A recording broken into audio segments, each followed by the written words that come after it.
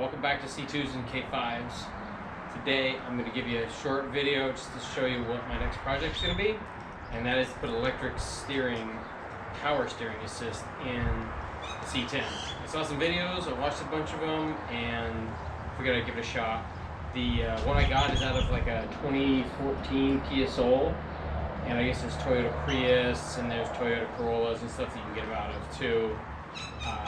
So we're going to give it a shot, see what happens. As you guys probably remember, we put the Vintage Air AC in the C10, so there's not a lot of real estate in here for a power steering pump and belt and kit, and this inline 6 isn't the strongest motor in the world. So what we're going to do is we're going to take our steering shaft that connects right down here to the steering box, and that thing's about,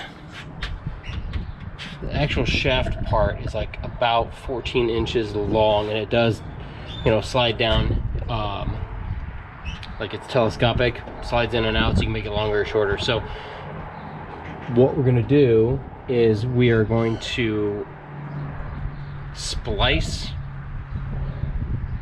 our motor into the steering shaft.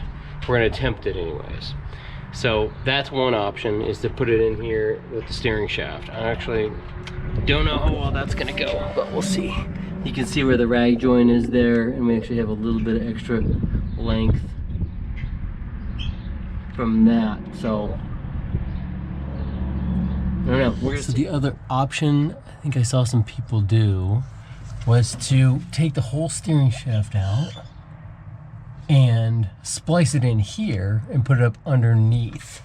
And I don't think that's gonna be possible, because we got this support up here. I don't even know what that spring's attached to. We had all this bracketry for the pedals. Yeah, I think the only people I saw doing it here were people who were doing it on their dune buggies. And it's probably not gonna fit in there. Plus this thing's a 3 on the tree, and I really don't want to tear this whole thing apart and mess with trying to figure out a way to make this thing sit in here, because I really don't think there's going to be any way we can do that. So that's our problem. So here it is. This is what we're working with. This, I believe, is the output. Like, this is going to have to be connected down towards the gearbox, and this is the part that would go up towards the steering wheel. I'm going to try and do a power test on it here. But eventually, basically what it is just the motor amplifies the movement of this part to this one. And I think this can be cut off. Some of the videos I saw, people were cutting these off. And I could probably even shorten this thing a little bit. I'll throw in the workbench here in a little bit, but now that I look at this fender well, this is going to be difficult, I think. I don't know where in the heck I'm going to get this thing to fit. So what I'm going to do is I'm going to take the motor, the computer box is going to come off, and it's probably going to go underneath the dash, because it's just, I don't want to get wet, and it's just too much extra stuff here. But I don't know, maybe if I clock the motor like that, but even still we're a couple inches off. I don't know, we're gonna have to take a look and see if we can't do anything different. So I'm probably gonna have to have a friend of mine weld the old bar into the new one. Probably should even look at getting some splined shafts to mate onto that part, so that way it's got a little extra bite to it. So I'm no welder and I'm no, you know, mechanic, but I figure we could probably make this happen. And if I have to cut up this fender well a little bit, I guess that's not the end of the world either. So let's start taking this thing apart and see what we got. Alright, so we've got this wired up from what I've seen, everybody says you just have to ground. You get a red and a black, power and ground. It's going to the battery. Then, I can do it without shocking myself. It worked before. So basically what we're going to do, we're going to put an alligator clip on these two.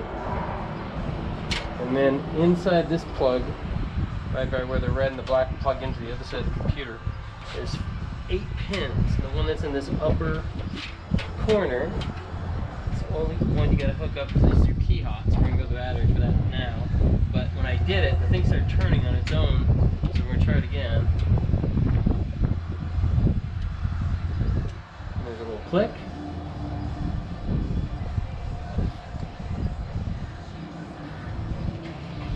Hopefully we can get this thing to turn.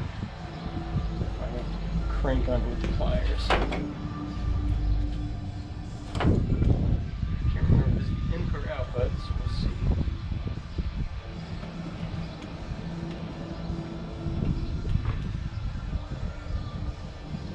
Doesn't feel like anything's happening there.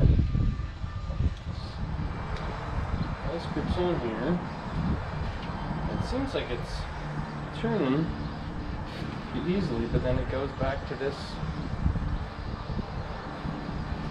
I guess you'd call it parked position.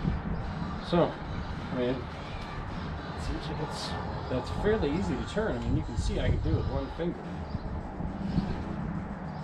Okay.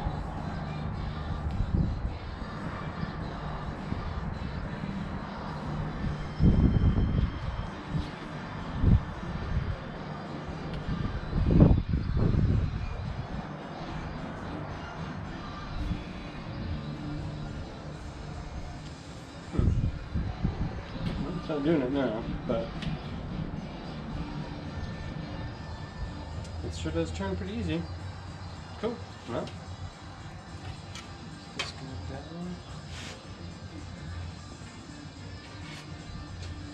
Cool.